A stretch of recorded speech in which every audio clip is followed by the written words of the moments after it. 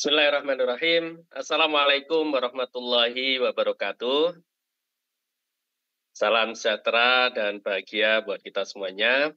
Yang sama-sama kita hormati Menteri Pendidikan, Kebudayaan, Riset, dan Teknologi, Mas Nadiem Anwar Makarim, Direktur Jenderal PAUD Pendidikan Dasar dan Pendidikan Menengah, Bapak Iwan Syahrir, para direktur di lingkungan Ditjen PDM, GTK, dan Vokasi, para kepala dinas pendidikan, baik di tingkat provinsi, kabupaten, kota, seluruh Indonesia, yang tentu sangat saya banggakan, para guru, kepala sekolah, pengawas sekolah, operator pendidikan, dan Bapak Ibu semuanya yang mengikuti webinar pada pagi hari ini.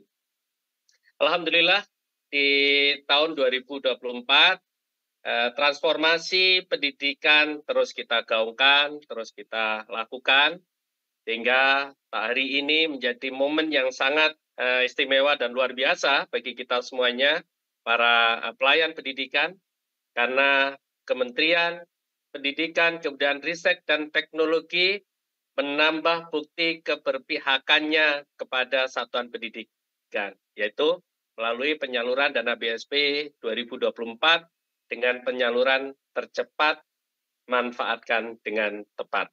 Slide berikutnya. Bapak Ibu yang saya hormati, ada 3 hal yang akan saya sampaikan. Yang pertama, kebijakan penyaluran dana BSP ini yang lebih berfokus pada penyederhanaan ketentuan syarat penyaluran. Kemudian bagaimana perkembangan penyaluran dana BSP tahun 2024 tahap 1 ini, nanti akan saya sampaikan tahapannya, lini masanya, dan capaian kita per hari ini. Lalu yang ketiga, Kemendikbudristek terus memberikan dukungan teknologi agar akuntabilitas pengelolaan dana BSP dengan pemanfaatan ARKAS dan SIPLA, sehingga pengelolaan BSP menjadi lebih efektif, efisien, dan akuntabel. Slide berikutnya. Bapak Ibu yang saya hormati, tahun 2024 ini Kemendikbudristek telah menetapkan sebanyak 419.218 satuan pendidikan sebagai penerima BSP dengan nilai anggaran 57 triliun. Ada 3 kelompok di sini. Yang pertama adalah biaya operasional sekolah untuk jenjang mulai dari SD, SMP, SMA, SMK, dan SLB dengan jumlah satuan pendidikan di SD tentu sangat besar, 219.684 dengan alokasi anggaran sebesar 22,7 triliun, dan ini akan memberikan kepada 43 juta lebih dari anak-anak kita. Kemudian data juga kita sajikan mulai juga di SMP dengan anggaran 11,6 triliun, kemudian di SMA 8,4 triliun untuk 13.949 satuan pendidikan dengan jumlah peserta didik sekitar 5 juta anak, demikian juga di SMK dan termasuk juga di sekolah luar biasa. Sedangkan untuk di jenjang PAUD, jumlah alokasi dana yang kita siapkan mendekati 4 triliun, ini nanti akan kita salurkan kepada 190.619 satuan pendidikan. Dan kemudian juga ini untuk di pendidikan kesetaraan dengan alokasi anggaran 1,5 triliun, ini kita salurkan kepada PKBM dan juga SKB. Nah, sehingga total keseluruhannya akan ada 44 juta lebih peserta didik kita akan mendapatkan manfaat dari penyaluran BSP ini, dan kemudian sebanyak 57 triliun 549 miliar. Ini alokasi dana yang akan kita salurkan. Bapak Ibu yang saya hormati, ada 2 alasan slide berikutnya kenapa kita terus mengupayakan penyaluran dana BSP ini dengan mengedepankan keberpihakan pada satuan pendidikan. Ya, ini 2 alasan penting. Yang pertama tentu dengan penyaluran lebih awal ini, kita harapkan operasional rutin satuan pendidikan dapat segera dilakukan. Sehingga sekolah-sekolah kita, para guru dan kepala sekolah kita dapat terus mendorong pembelajaran yang berkualitas untuk murid. Nah, yang kedua, tentu harapannya dengan penyaluran lebih awal ini, potensi kesulitan dana yang selama bani para kepala sekolah atau pihak sekolah ini bisa terus kita kurangi. Next slide. Nah, bagaimana kemudian kita melakukan penyaluran?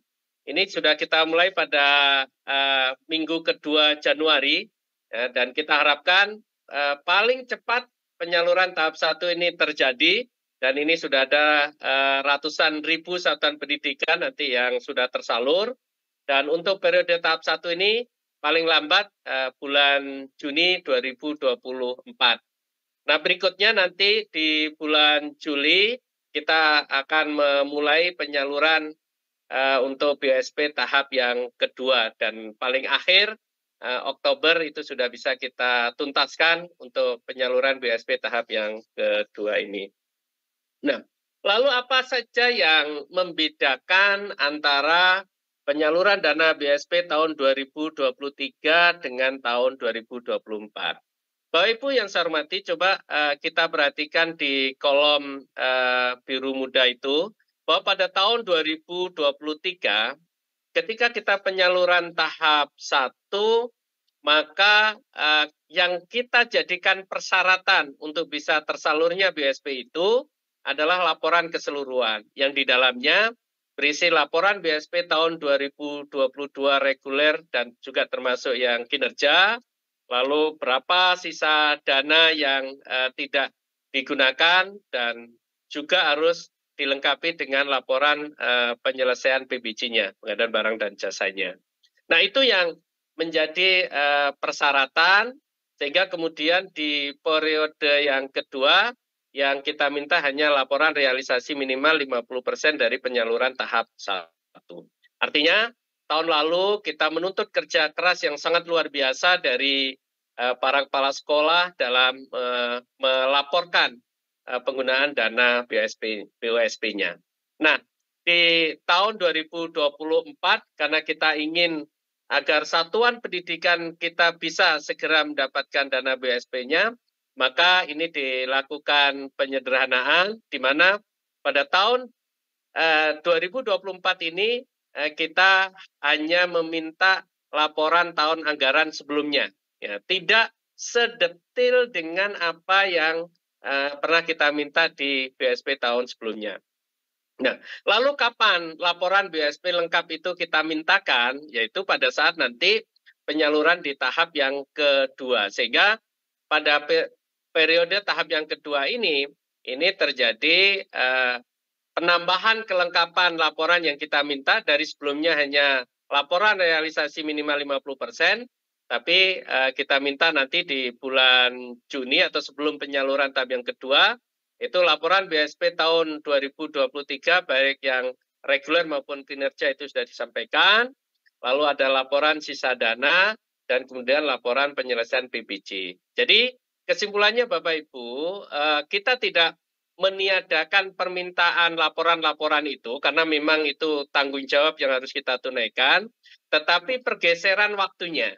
Ya, sehingga pada kesempatan ini saya tetap menghimbau dan meminta kepada para pengelola dana BOSP ini terhadap BOSP tahun 2023 tetap harus disiapkan laporannya secara lengkap. Hanya nanti dokumen-dokumen itu akan kita jadikan sebagai bahan penilaian untuk penyaluran BOSP tahap yang kedua di tahun 2024 ini. Jadi laporannya tetap harus dituntaskan dan nanti tetap akan kita tagihkan. Kemudian slide berikutnya, dengan perubahan-perubahan itu, maka kita menjadi bisa untuk menyalurkan dana BOSP di tahun 2024 ini dengan lebih awal ya. Jadi ini yang kita lakukan pergeserannya Bapak Ibu. Sehingga di tahun 2024 penyaluran belum memperhitungkan sisa dana tahun anggaran 2023. Ya, jadi kita salurkan saja. Nah, nanti sisanya itu akan kita konversi pada saat penyaluran tahap yang kedua. Ya, jadi nanti di periode tahap kedua itu penyaluran memperhitungkan sisa dana tahun anggaran 2023, kemudian akan dilakukan konfirmasi sisa dana dan juga rekonsiliasi sisa dana oleh aparat pengawas intern pemerintah daerah pada level SKPD. Nah, ini yang perubahan-perubahan yang kita lakukan.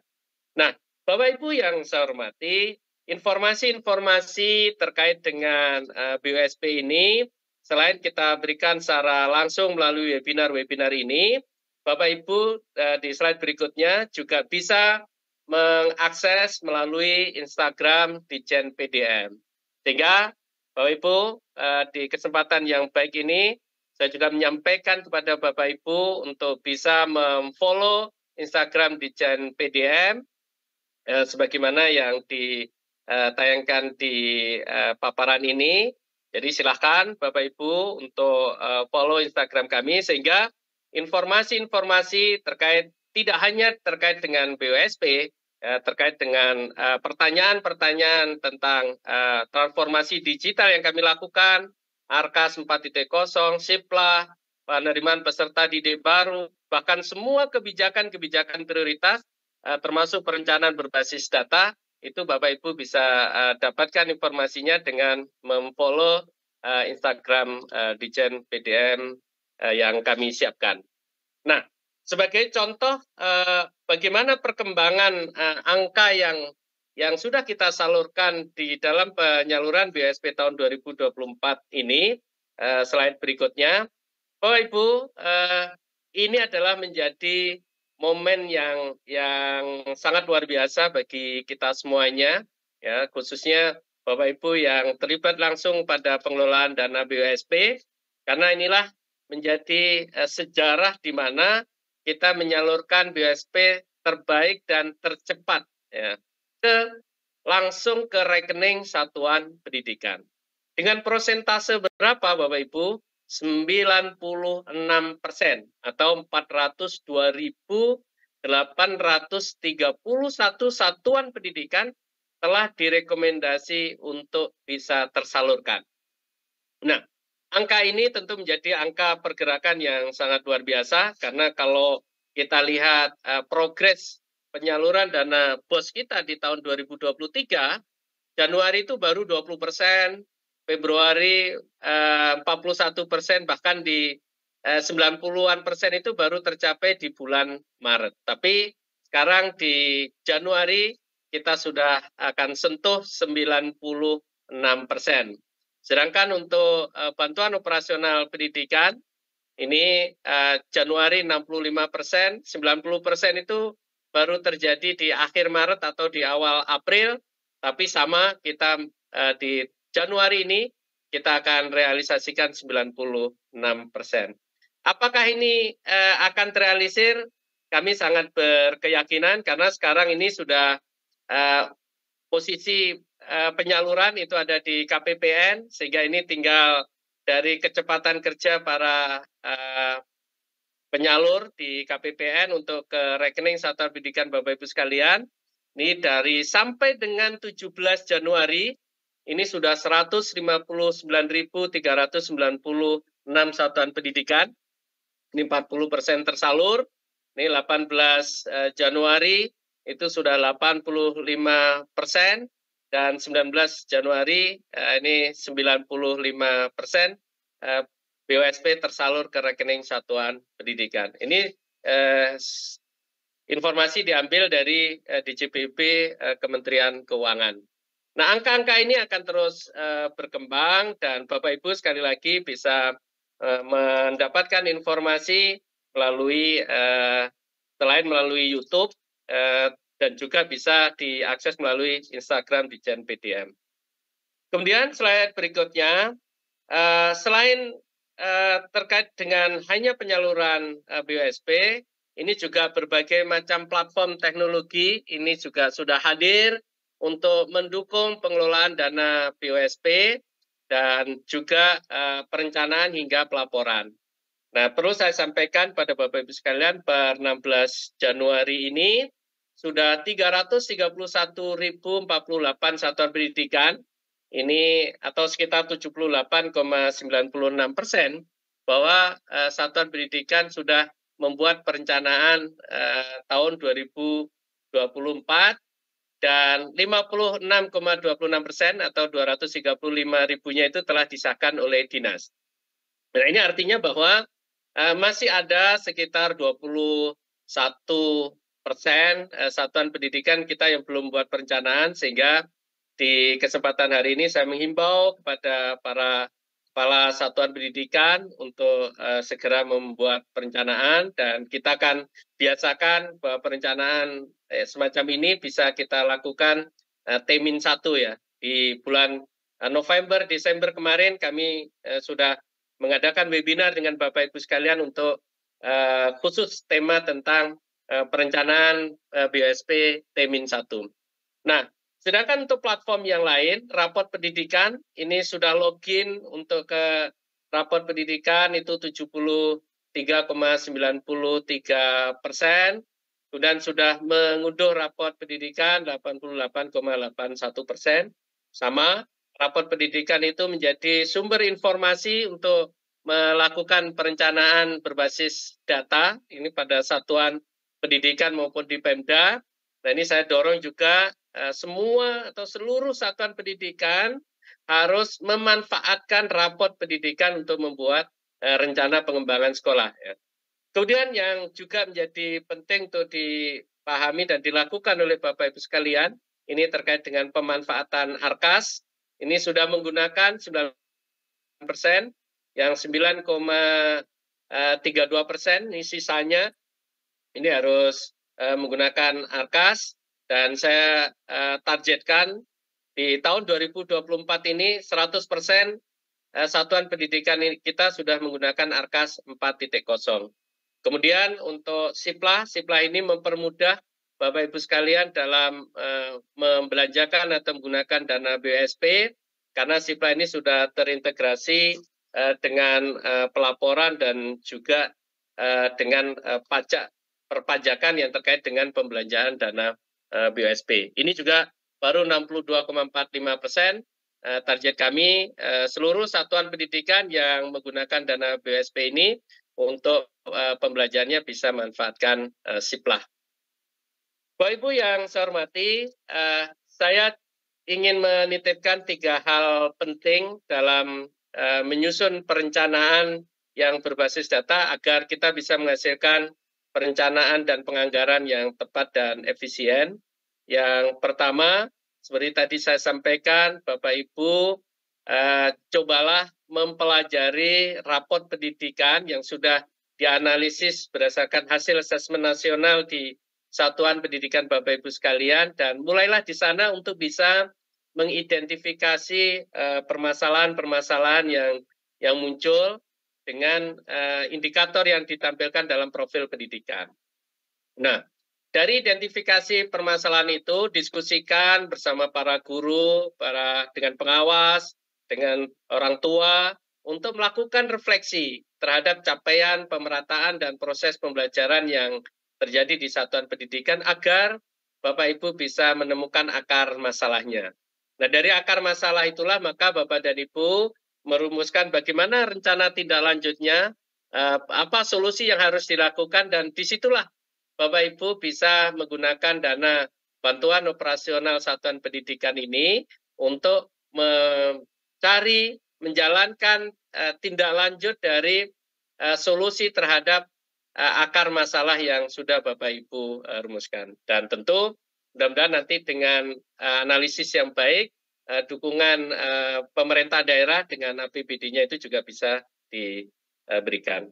Nah, slide berikutnya, dengan raport pendidikan itu, maka platform ARKAS dan SIPLA itu juga bisa dioptimalkan untuk lebih bisa mendukung sehingga perencanaan dan pelaporan Bapak Ibu menjadi lebih praktis, artinya terintegrasi dengan Sipla, pengembalian sisa dana anggaran yang otomatis dan fleksibel, dan juga inovasi-inovasi yang sudah dilakukan, di mana tampilannya itu dibuat lebih ramah dengan pengguna.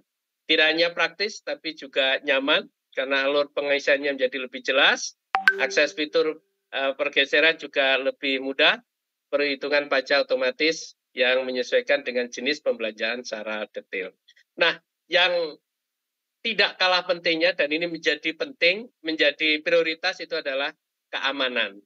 Nah, kenapa ini menjadi penting? Karena satu, Bapak dan Ibu, di platform ini sudah dilengkapi dengan notifikasi error, kemudian terdapat panduan pengisian, dan tentu sudah sesuai dengan juknis. Aman ini penting karena apa? Karena dana yang diberikan itu akan dipertanggungjawabkan, akan diaudit oleh auditor, dan tentu kita tidak mau ada masalah di belakang hari dengan pengelolaan yang kita lakukan. Ya, jadi demikian Bapak Ibu paparan yang dapat saya sampaikan di slide berikutnya.